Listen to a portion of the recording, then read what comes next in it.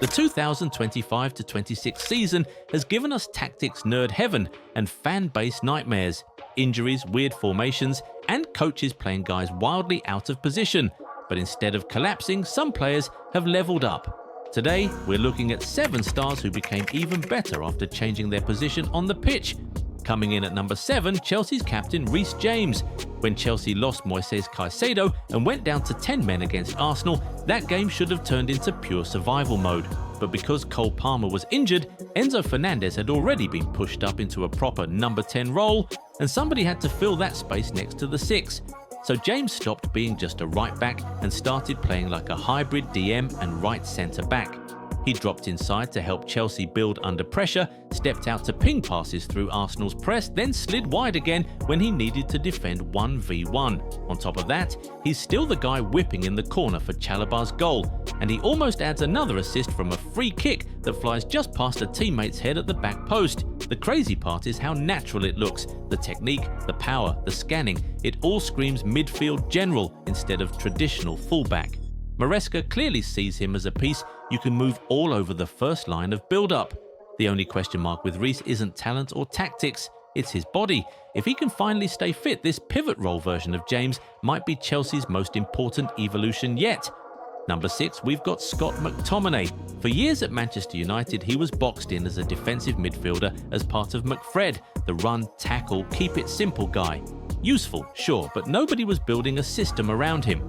In his final years, he started forging forward and getting into goal-scoring positions. Then Scotland and his new club basically looked at the same player and said, "Why is this dude not arriving in the box every 5 seconds?" Shift him higher up, and everything suddenly makes sense. As a CAM or high right-sided 8, McTominay isn't babysitting the back line anymore. He's timing late runs, crashing the penalty area, and popping up in spaces defenders forget about. Instead of receiving the ball with the whole pitch in front of him, he's arriving just as the move is about to explode. You see it in those big nights. He ghosts past markers, attacks the far post, and finishes like a second striker rather than a holding mid. Coaches love it because you get the same work rates and physicality, but now all that energy is aimed at the opposition box instead of his own. He didn't become a different player, someone just finally moved him 15 yards higher and unlocked the version he was always supposed to be. Quick pause. If you're enjoying this video so far, make sure you subscribe to Goal 90 and stick with us all season, because the next player went from YouTube highlights on the wing to the quiet playmaker feeding Mbappe on a weekly basis. Number 5 in this list, we got Arda Guler. Before he first landed in Madrid, everyone tagged him as a right-wing highlight machine. Free kicks, dribbles, Turkish Messi. But even back then, Carlo Ancelotti was clear, this kid is going to be a midfielder. He said Arda's real ceiling was in how he connects play, not just how he finishes it. Fast forward, and that's exactly what's happening. Madrid as a team are not flying right now, results are shaky and the fan base is stressed, but Arda's new role is quietly working. He drops deeper, helps them play through pressure, and then slips passes into Mbappe instead of just cutting inside from the wing. And the numbers back it up. In La Liga this season, he's played 14 games with 3 goals and 5 assists. In the Champions League, 5 games, 2 more assists. For Turkey, in World Cup qualifying, another 1 goal and 3 assists in 5 games. Add it all up and you get 24 matches, 4 goals and 10 assists.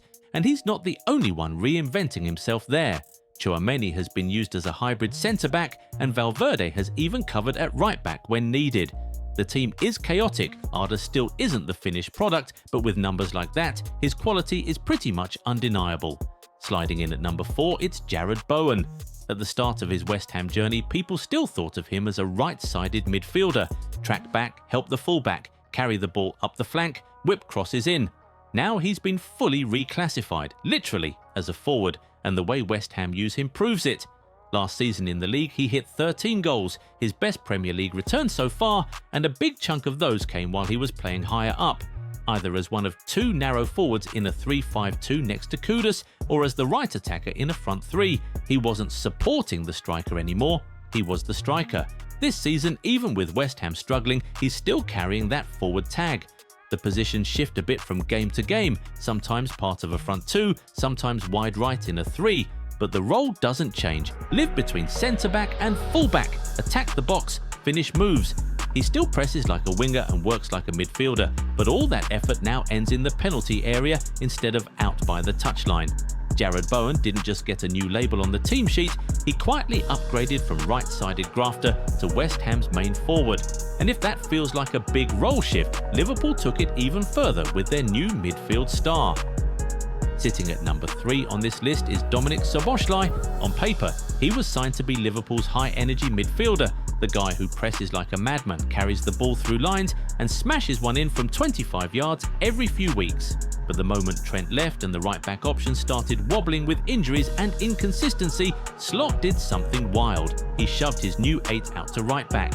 Early in the season, Szoboszlai basically lived on that flank.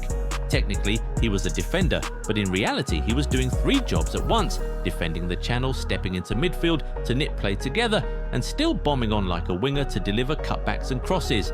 It looked risky on the team sheet, but on the pitch it made a stupid amount of sense.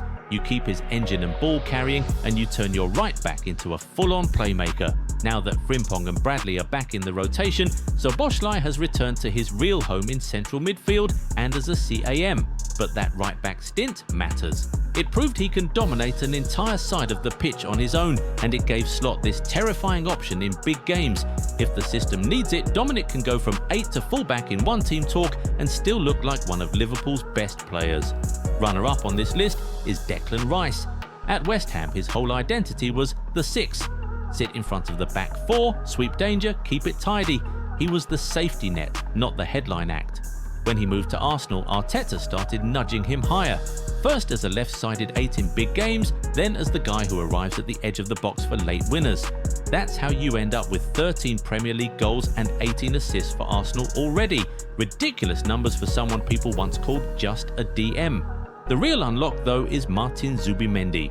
Arsenal finally went and bought a pure Spanish-style pivot from Real Sociedad, calm on the ball, always available, always turning out of pressure. With Zubimendi now anchoring as the dedicated 6, Rice has basically been told, go hunt.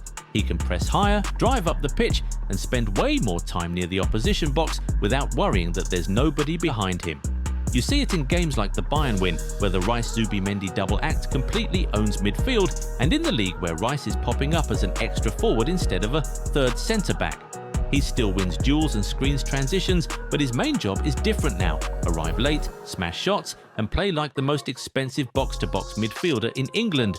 And if you think Rice is the only Arsenal player cooking in a new role, think again. Our number 1 is arguably even more important in his new position for the Gunners.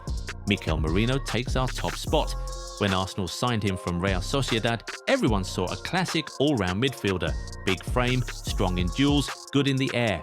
But he's basically been Arsenal's undercover striker since the 24-25 season. When Kai Havertz and Gabriel Jesus were both sidelined due to injuries, Merino was shoved up front as the false 9. Temporary at first, but immediately made it look permanent. He dropped in like a midfielder to link play, then arrived in the box like a classic number 9, scoring huge goals. Then came the summer and the big headline move. Victor Gyökeres, the proper elite number 9 signing. On paper, that should have pushed Merino straight back into midfield. In reality, every time things got tense, injuries, tight scorelines, big opponents, Arteta went back to the same solution, Merino through the middle. This season he didn't stop. That game against Leicester where he came off the bench and scored twice to drag Arsenal over the line. Then came the looping header against Chelsea, stealing a point at Stamford Bridge. In Europe, he scored twice away at Slavia Prague in the Champions League to keep Arsenal perfect in the group. Defenders still don't know what to do with him. Drop with him and he drags you into midfield. Leave him and he's attacking crosses like a traditional target man. That's why Mikel Merino, the midfielder signing, is now Arsenal's most unlikely clutch striker. If you enjoyed this breakdown of players thriving in new roles, make sure you subscribe to Goal 90, drop a like, and tell us in the comments who you think should change position next. And don't go anywhere. Hit play on the next video on your screen and keep the football deep dives rolling.